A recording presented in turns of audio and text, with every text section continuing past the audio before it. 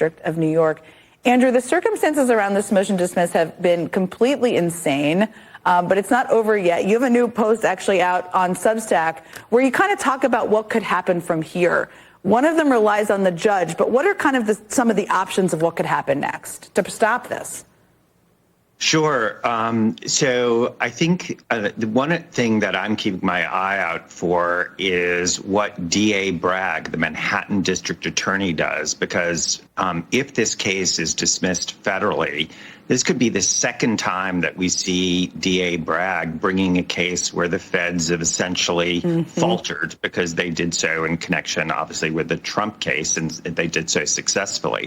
The second thing is, the Department of Justice filed this motion to dismiss the charges, but a judge has to approve it. And that is where I think there will be fireworks. As a matter of fact, I'm pretty confident there will be. And for a number of reasons. One, as you said, you are seeing the extortion scheme or the quid pro quo out loud. And a judge does not have to go along with that. Two, the judge, I think, very much will be concerned about Emile Beauvais' sort of what I would say is evolving and conflicting stories about why he's doing what he's doing. And he could ask him to come in and testify under oath. Three, Beauvais has threatened to have investigations of the people who have resigned. And I could see Judge Ho being very concerned about that. And essentially, if he thinks that they've done nothing wrong, really kind of having their back and saying, I want a hearing where I'm going to make decisions about what happened here. And people can, can take an oath and put their right hand up and swear to the truth.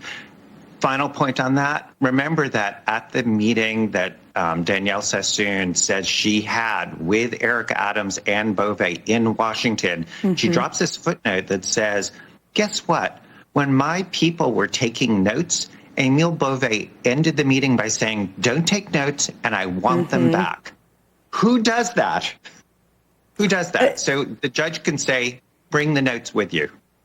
There's so many things to watch on this crazy case. I mean, one of the things that's also been striking to me, and I know to you because I've heard you talk about it, is that he still left the possibility open that these charges could still be filed again in the future. And it's important to remind people, because it feels like 3 weeks has been a year, that Trump had pardoned a lot of people. He could have pardoned Eric Adams, right? But he chose not to. How have you thought about that? Well, there's only one explanation. I mean, Beauvais has his story about how the case was brought too close to the primary. That's just an absurd argument, and Judge Ho can hear from him. What's really going on is they don't want Eric Adams just on a tight leash. They want him on a choke collar. And you saw on TV it working. And not only did Eric Adams say, I'm sort of conceding and giving New York City over to ICE agents to do these kinds of arrests in the city, but I want to make sure people understand that is against local law.